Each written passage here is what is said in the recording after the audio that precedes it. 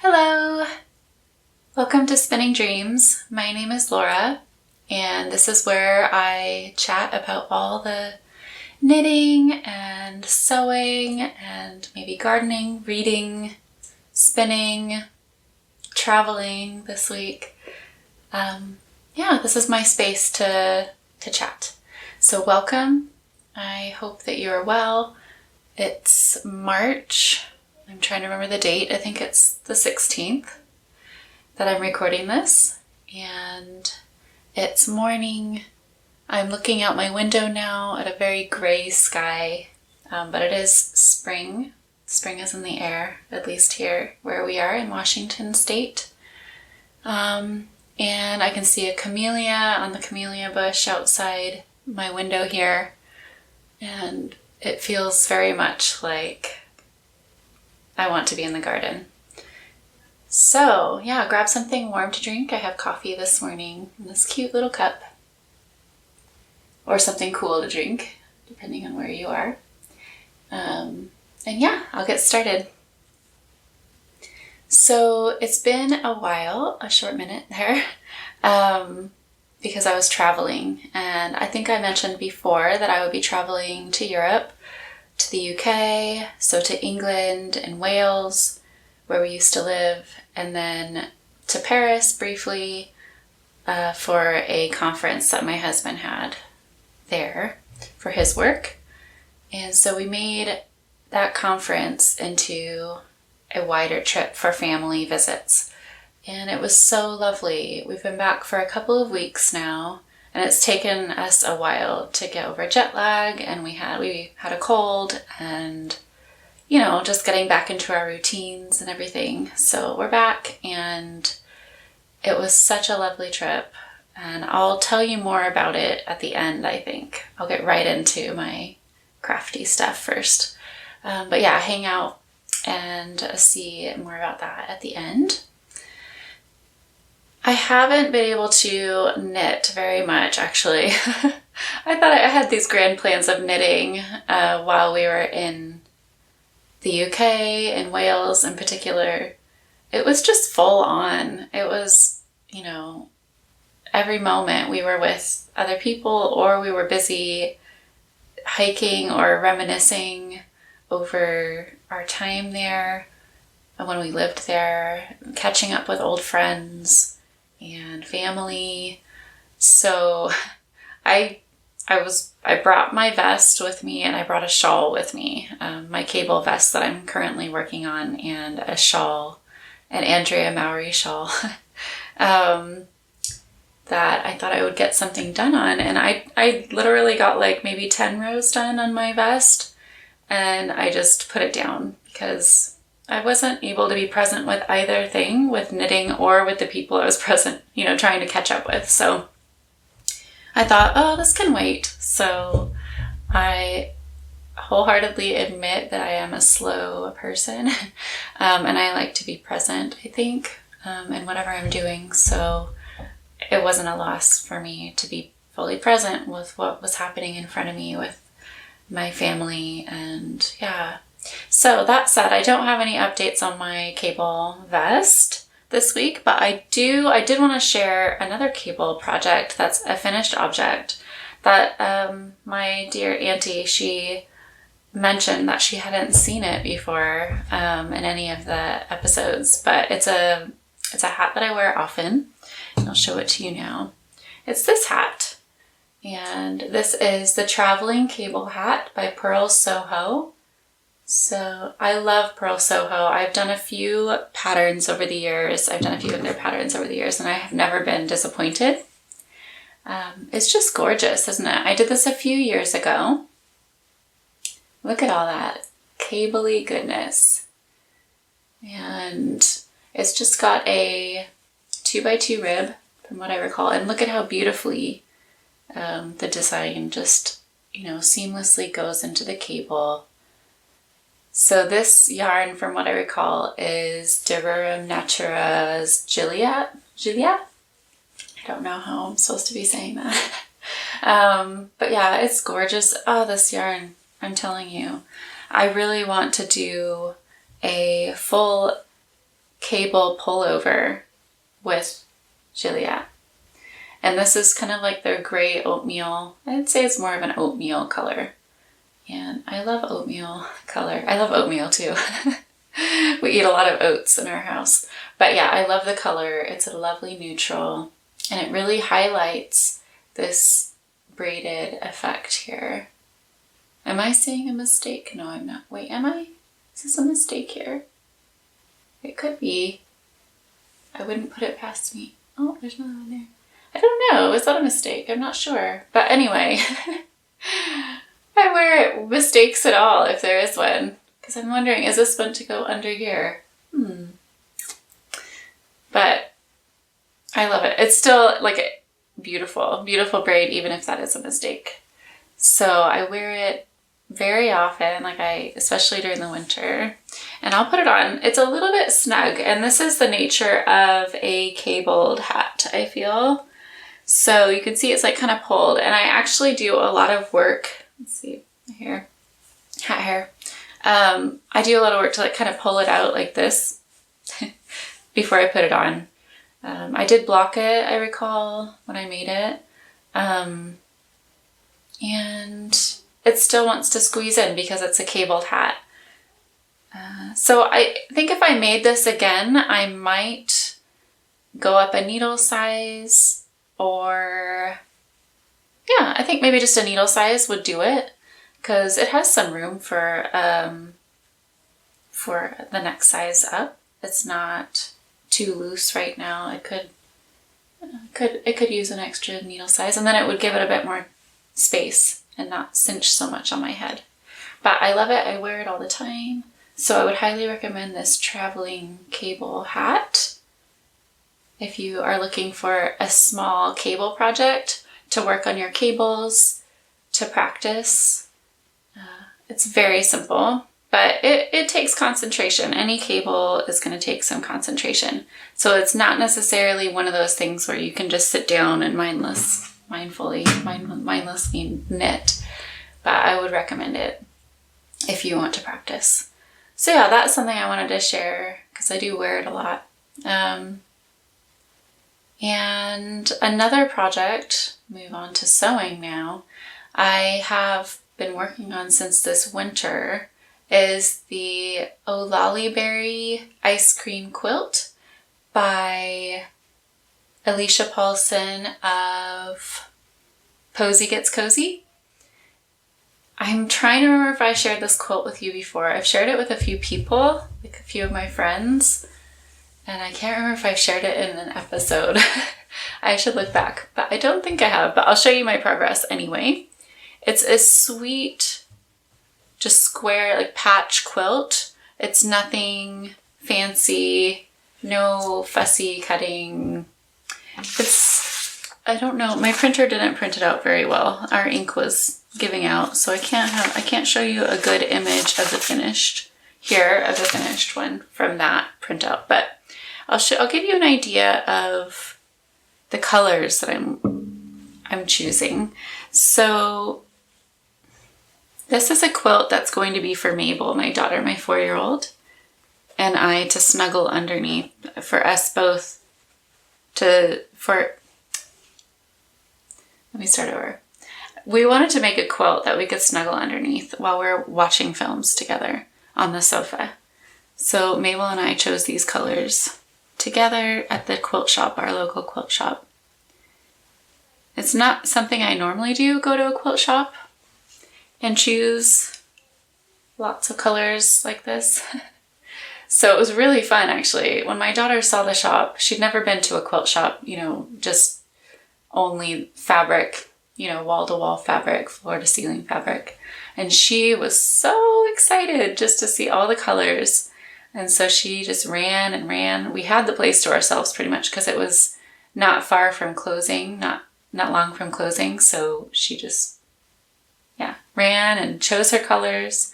So some of these are from Stash and some of these are bought in that moment at the quilt shop. So this one is Stash, for example. This is a Liberty print. This one is also Stash, this yellow. And I made my daughter a dress from this lovely yellow floral print. But a lot of these are the ones that we chose at the shop. So lots of blues and purples and lots of dots and a couple yellows, some ditzy florals that are very sweet, and some solids. And so the idea with this quilt is to have these patches at random. And so this really tests your sense of control, I feel. You just lay out all of the patches in a grid on your work surface and you grab at random and you stitch them together. And there will be patches that are right next to each other, the same colors right next to each other, that will look random and maybe a bit uncomfortable to those of us who like to see everything kind of spaced perfectly in some kind of ornate pattern. And so I liked the sound of that for my own like growth kind of creatively, and just also to take the pressure off of myself for perfection. So I'm following Alicia's instructions to just grab it at random. And so far I'm loving it. It's a great process. And it's great because my daughter will come in and sit on my lap and stitch with me, and she'll help me choose the next color. And so this really is a great pattern for including somebody who's younger and has all that whimsy coming into the project, who naturally will not feel limited by anything. So Mabel is loving it, and I'm hoping that we'll just keep working on it this year, and at some point it'll be finished. It's just a process project, I would say, more than an end. Like, we have an idea for the end product, but it's a beautiful process to be doing this with my daughter, our first quilt together. So yeah, that's the Olali Berry Ice Cream Quilt by Alicia Paulson. If you want to look that up, I'll link it below. And that's pretty much what I've been working on right now. And I'm hoping this week I'll be getting back to my vest. I have a couple other creative things going on right now. I have agreed to help my friend illustrate a children's book that she has written. So she has given me the script, and I'm now thinking through the illustrations with her. And that takes up a lot of my creative energy and my time. So I don't have anything to show for that at the moment, but maybe one day I can share my progress, or maybe even a finished object with that as well. So it's, a really special project, close to my heart right now. But yeah, I don't have anything to share with that, like nothing I can show you at the moment. I've also been in the garden, and I planted some sweet peas, which I love sweet peas, so I can't wait to see them bloom this year. And we have garlic in the garden as well. Planted it last year, a lot of garlic. I think it's 100 and something bulbs. So we'll be eating garlic for a while. They're coming up nicely. And I'm hoping to get to the nursery, the garden center this week again to get some more. So that's the garden. It's very exciting. I love this time of year. And yeah, I think I can tell you now about my trip. I think that's it on the creative, what I've been up to with my creative stuff lately. So our trip, we spent the first part in England visiting with Mark's family in Wiltshire area near Bath. And that was lovely to catch up with Mabel's grandparents and her cousins and Mark's brother and sister-in-law. It was so lovely to catch up and for Mabel to play with her cousins. So sweet. Such sweet memories she's building. And then we were off to Wales, in Snowdonia, where we used to live. And that was near Tywyn, Aberystwyth and Tywyn. And we loved being there. We got to see we actually stayed in our house where we used to live, where I used to film. And it was so sweet to be able to look out over the views, to meet up with our neighbors there, and Mabel, when she was little, there was a tree. Our neighbors planted a tree for her when she was born, or roundabout when she was born. And so we've seen that tree grow with her. And so she got to stand by the tree and we got to measure the growth, see the growth difference. It was very windy, a very windy day. So, and along that hillside where we used to live, it's just the wind really whips through. So we didn't get to stand there for very long, but we did get a photo of her next to the tree. So that was very special. We went on beautiful hikes there as well. And then we were back to England, and a couple of very cool outdoor times there too. We went to Avebury, which is it has a standing stone circle there, a very ancient circle. So we went there, which I was very happy to do. It was a lovely day, beautiful skies. And then we also went to Laycock, which is just a short drive away from where my husband grew up, which is a beautiful town, a village that has been in a lot of films. They've preserved the village to kind of reflect an older time. So it's just a lovely walk. There are beautiful shops there and a great park for my daughter to play at. It's a very busy park. And so it was just, spending time in England with the grandparents. And we also saw Mark's sister and her husband and their little baby who's just turned 1. So I was able to gift that sweater that I made, the cardigan, the red one, to her. Mabel was very excited to give that to her. So that went beautifully. It was such a lovely time to meet her, our new little niece. And then we were off to Paris and we saw the Eiffel Tower. We were very near the Eiffel Tower.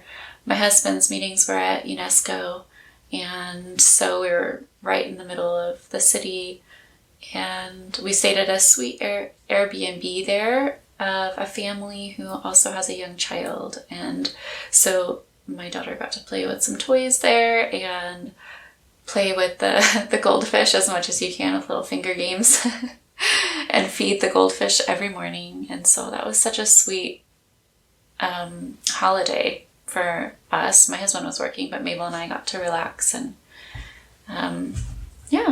so we went there, and we also went to Shakespeare and Company, the bookshop, which I would recommend if you ever are in Paris and you're a book lover.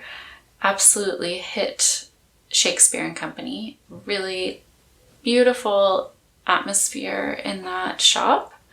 Lovely editions. I picked up, I should have brought that to show. But I picked up The Hunchback of Notre Dame, Shakespeare and Company edition. And I'm very happy to have that in my collection now. The artwork on it is beautiful. And the shop itself is actually right across from Notre Dame Cathedral. And it looks amazing. The cathedral looks amazing. We were there in 2019 2 different times, so we saw the before and after of it, of the burnt out aspect of the cathedral. So it was beautiful to be there again and see the progress that they'd done. And so we went to that. We walked along the Seine, and we saw the beautiful cathedral. I think that's our Paris trip pretty much. We didn't hit any of the museums. We just didn't have time. Mark was busy with his meetings, and it was a short, like a flying visit. But we got to see the Eiffel Tower, and my daughter loved looking at it, and just being there is just so magical. Being in Paris, of course. And then we were back to England one more time, and we had just lovely visit and beautiful memories now that Mabel will remember, now that she's a bit older, which means that this trip was very special for us in that regard. It's something that will always, all of us as a family will remember. So we're very happy to be back now, though. I feel like we needed the routine back in our home, of course, after being away for 3.5 weeks or whatever it was, and with the jet lag too, So back into the groove, back into the routine that we love here, and back to our friends here, and back to making, hopefully. You can see behind me, I have this blank space. If anybody has any idea of how to fill this blank space, leave me a comment. I would love to update my studio a bit. It just doesn't feel cozy yet to me. And I even like kind of resist coming in here because it's just not right yet. So I would love to work on that in the next few weeks if anybody has any tips or ideas. And then currently what I'm reading, I just want to share one more thing about what I'm reading because I'm enjoying it so much. So this is just fun reading the encyclopedia of Emily Wilde's Encyclopedia of Fairies. So I finished this book. This is a series. So I finished this one. It was so sweet. I loved it. And the author is just great, I think. She's has a background in archaeology and English, I think literature, I think it is. And so she's very good at, this genre is great for its fantasy. But it's academic, like an academia vibe. And then this is the second one, Emily Wilde's Map of the Other Lands. And again, very, very good. I love it. It's got a bit of romance. It's the fantasy, but it's also, as you can see, like there's some herbal stuff going on and kind of a cottage feel. There's also a character who loves to stitch, and it is a male character, and that makes me very happy. So it's kind of like hitting the spot for me. So there's one more book in this series as far as I know. And I do have that one. I don't know if there are any novellas or anything. I'll have to look it up, but I would recommend the series. It's really fun. It's hitting the spot for me. I started it in England and I'm finishing it here, and it's just tying all of my experiences into this beautiful romantasy. So yeah, that's me, and I think I'll leave you there. I think that's what I've been up to, and I hope that you're having all the fun making. Leave a comment below letting me know what you're up to, what you've been making. I'd love to know. And I will catch you next time. Take care. Bye.